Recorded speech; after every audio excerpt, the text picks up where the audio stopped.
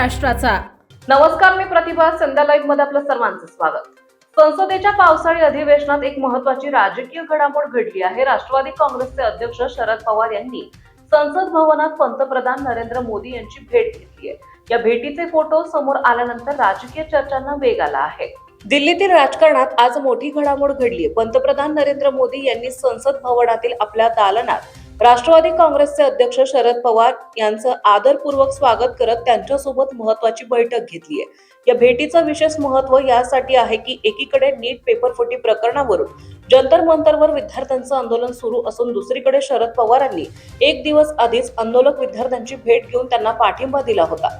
त्यामुळे या बैठकीत विद्यार्थ्यांच्या प्रश्नांवरही चर्चा झाल्याची शक्यता व्यक्त केली जात आहे।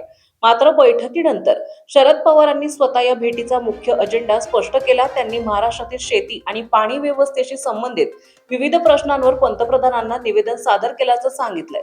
यामध्ये शेतकरी आत्महत्या रोखण्यासाठी प्रभावी उपाययोजना, आत्महत्याग्रस्त कुटुंबांना आर्थिक मदत, रखडलेले सिंचन प्रकल्प तातडीने पूर्ण करणे, शेतकऱ्यांना MSP चा कायदेशीर लाभ देणे, तसेच पीक विमा योजनेतील त्रुटी दूर करणे, निकृष्ट बियाणे विकणाऱ्या कंपन्यांवर कठोर कारवाई करण्याची मागणी करण्यात आली आहे। विद्यार्थ्यांच्या आंदोलनात सहभाग आणि त्यानंतर लगेचच पंतप्रधान सोबत झालेली ही भेट, त्यामुळे या चर्चेचे राजकीय आणि प्रशासकीय परिणाम काय होणार याकडे आता संपूर्ण देशाचं लक्ष लागलंय।